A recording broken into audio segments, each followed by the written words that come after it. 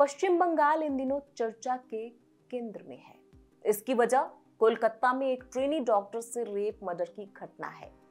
पूरे देश में इस हैवानियत के खिलाफ गुस्सा है, लोग सड़कों पर हैं। सवाल ममता बनर्जी की सरकार पर भी उठ रहे हैं। 11 दिनों से जारी इस हंगामे में और पूरे घटनाक्रम में सीएम ममता घिरी दिख रही हैं। मामले की जांच सीबीआई के हाथों में है।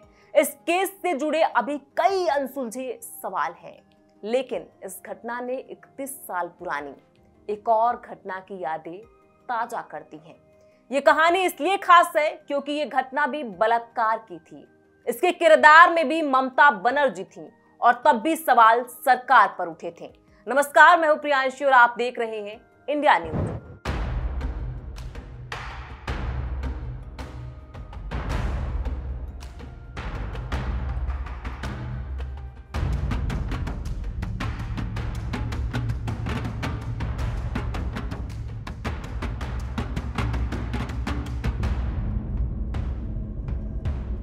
साल था 1993।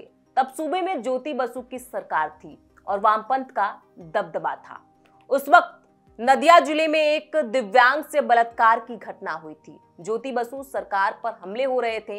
इसी बीच पीड़िता के साथ ममता बनर्जी राइटर्स बिल्डिंग, जिसे पश्चिम बंगाल सरकार का सचिवालय भी कहते हैं, वहां पहुंच गई। वह तत्कालीन मुख्यमंत्री ज्योति बसु से मुलाकात के लिए उनके चेंबर के दरवाजे के सामने धरने पर बैठ गई।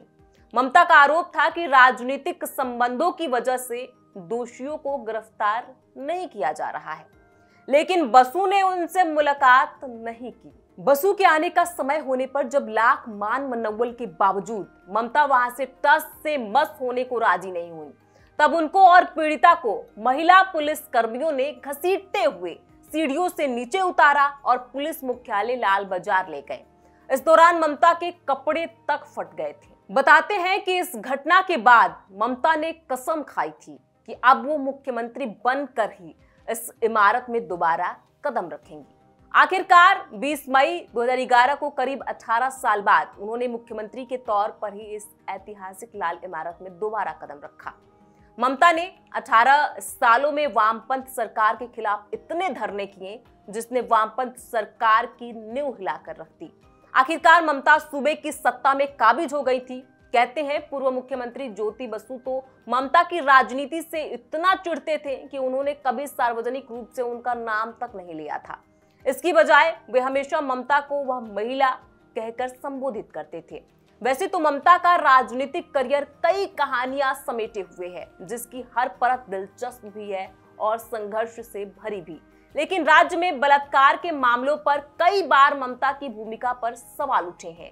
कोलकाता के आरजी कर अस्पताल में डॉक्टर से रेप मर्डर की घटना पर ममता लगातार सवालों में है।